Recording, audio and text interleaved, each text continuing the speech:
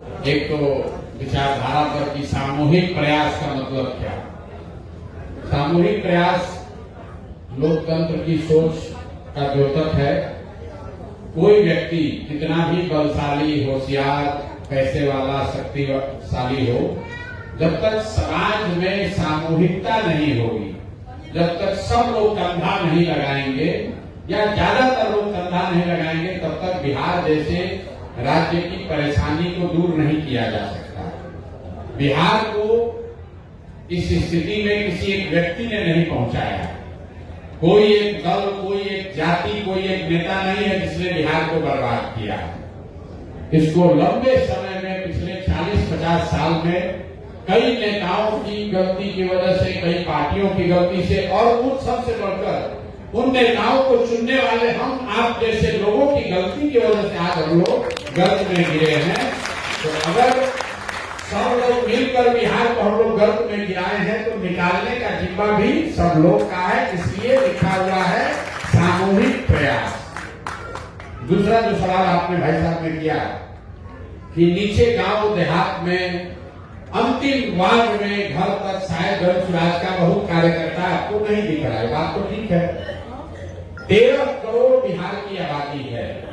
अगर बिहार अलग से देश होता तो दुनिया में 10वां सबसे बड़ा देश होता। 10वां सबसे बड़ा देश होता।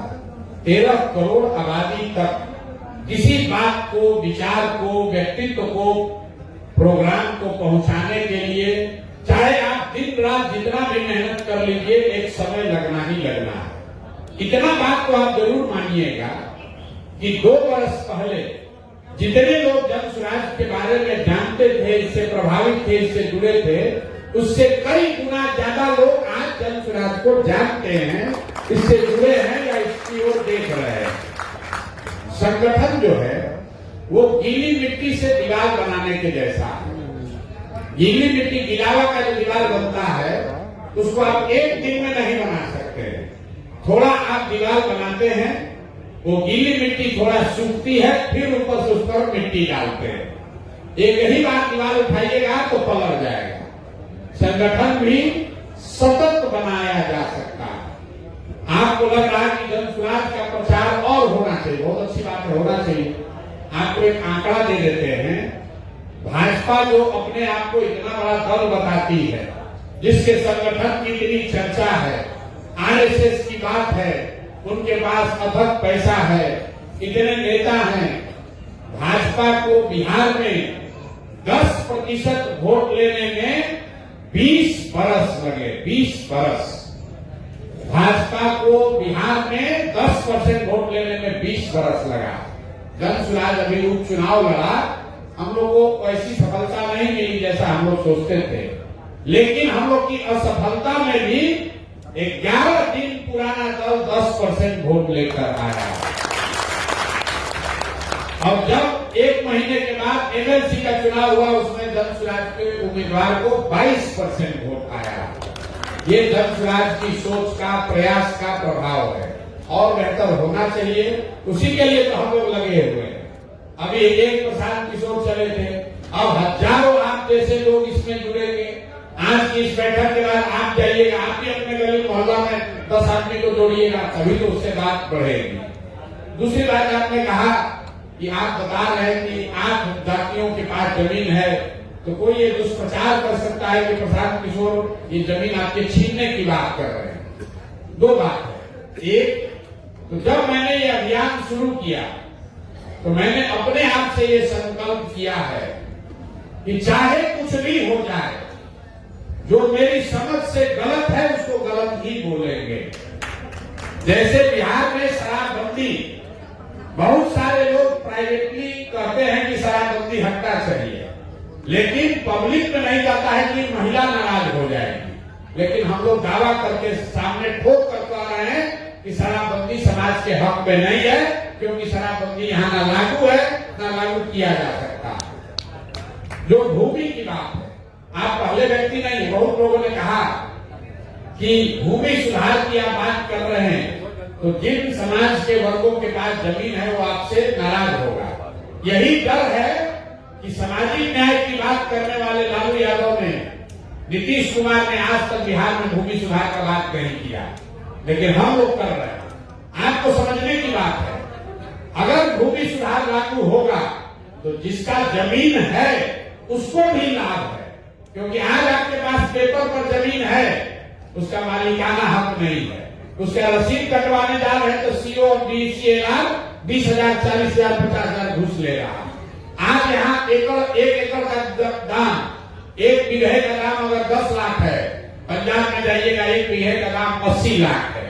तो अगर बिहार में तरक्की होगी, भूमि सुधार लागू होगा, तो उससे जिनके पास जमीन है उसका भी फायदा होगा, और जिनको जमीन नहीं मिली, 1/3 जमीन यहाँ सरकारी डिस्प्यूट में पड़ा हुआ है। जरा आप पूछिए, विनोबा भावे 10 साल पैदल चले, भूदान आंदोलन बिहार में हुआ, लाखों एकड़ जमीन उन्हीं समाज के लोगों ने दिया जिसके पास जमीन थी। वो जमीन कहां गया, किसको मिला वो जमीन, कोई पूछने वाला नहीं है। बिहार में भूमि सुधार लागू होगा तो जिनके पास भूमि है उनका भी फायदा है, और जिनके पास भूमि नहीं है उनका भी फायदा है। तो इसमें डरने वाली कोई बात नहीं है। चुनाव में आप जाकर कुछ बोलिएगा तो कोई विरोध करेगा ही, लेकिन सबसे बड़ी बात है कि जो सही है वो बोलना, चाहे कोई नाराज हो या खुश हो। और दूसरी बात कि जो नाराज हो रहा है उसको समझाने की बात है कि तुम्हारा इसमें फायदा है, तुम्हारा इसमें नुकसान नहीं है। शराबबंदी हटने से महिलाओं का फायदा है, उनका कोई नुकसान नहीं है, क्योंकि उनके घर के लड़के आज भी शराब तो पी ही रहे हैं। जो 100 रुपया का शराब था वो 400 रुपया में पी रहा है, और जहरीली शराब पी रहा है, उससे उसका लीवर खराब हो रहा है। जहरीली शराब पीने से उसका मृत्यु हो रहा है। अब कोई उससे फायदा नहीं है। शराबबंदी का नाम लिया, शराब का दुकान बंद हो गया, होम डिलीवरी चालू हो गया। ऐसे शराबबंदी का क्या फायदा है? तो इसको डट कर जन सुराज खरी खरी बात बोले। जन सुराज में जो लोग जुड़े हैं उनको मालूम है कि प्रशांत किशोर एकदम खरी बात, जन सुराज खरी बात कह रहा है, बिना लाख लपेट के बोल रहा है। कोई लल्लो चप्पो वाली बात नहीं है। ठीक लगे तो मानो, और न ठीक लगे तो जैसे जिंदगी बीत रहा है वैसे बिताओ। आपने पूछा शिक्षा को कैसे सुधारिएगा, तो लंबी चर्चा है, लेकिन 1-2 मिनट में आपको बताते हैं कि शिक्षा को लेकर जन सुराज की क्या सोच है।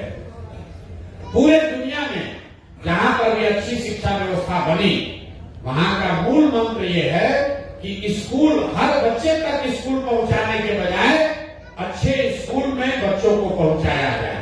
यहाँ जो बिहार में शिक्षा नीति है, ये सत्तामूलक शिक्षा नीति के नाम पर हर गांव में, हर पंचायत में 4 गो 5 गो विद्यालय खोल दिया।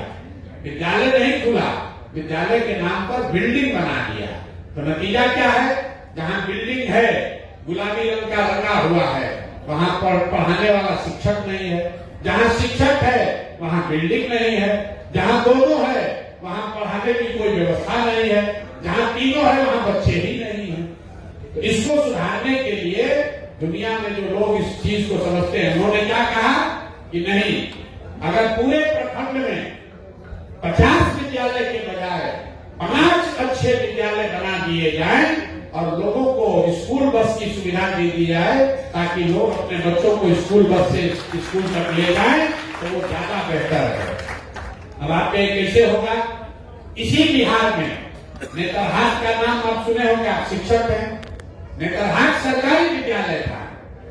इसी बिहार में नेतरहाट, एक नेतरहाट से 1500 से ज्यादा IAS IPS बने हैं, एक विद्यालय से। आप जरा समझिए कि अगर हर प्रखंड में एक भी नेतरहाट होता तो बिहार में कितने बच्चों का, कितने परिवार का जीवन सुधर जाता। तो जन सुराज की सोच ये है कि हर साल एक प्रखंड में, हर प्रखंड में एक विद्यालय को नेतरहाट के स्तर का बनाया जाए। क्यों एक विद्यालय? क्योंकि उतना ही पैसा है।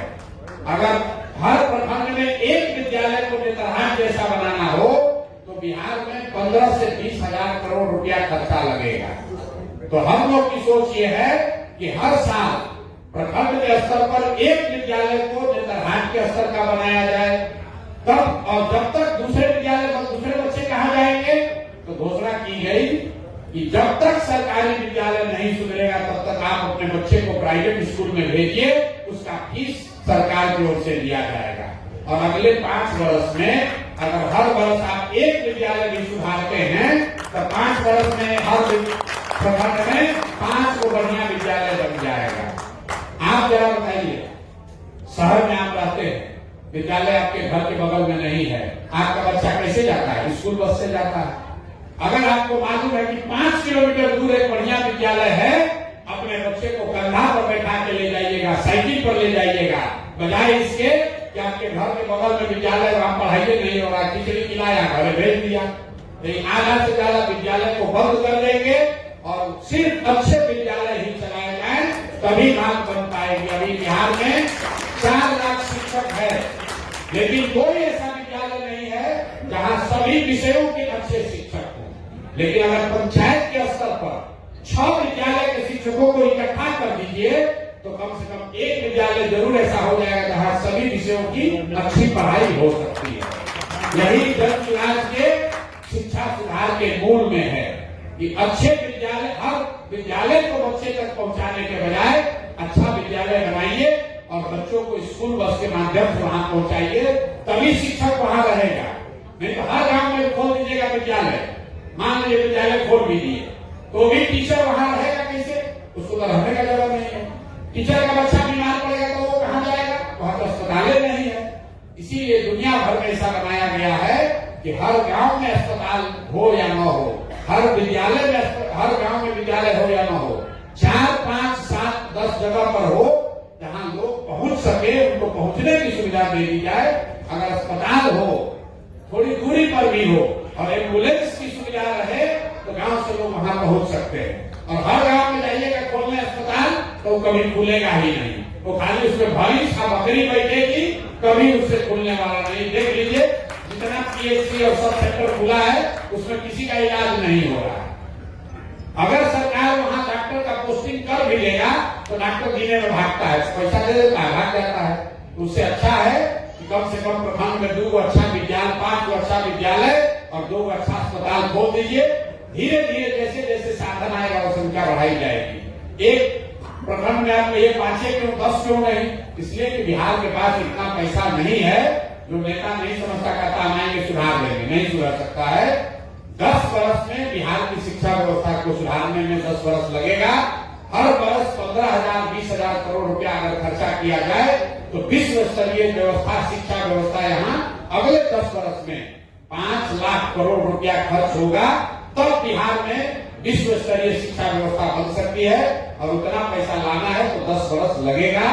तो धीरे, जैसे आपको पहले कहे बिगड़ा है 30 वर्ष में, तो बनाने के लिए 5-10 वर्ष धीरज रखकर काम करना पड़ेगा। एक दिन में कोई इसको नहीं सुधार सकता है। अगर कोई कह रहा है तो आपको सिरे से मूर्ख बना रहा है, उस बात पर भरोसा मत कीजिए। बहुत बहुत धन्यवाद।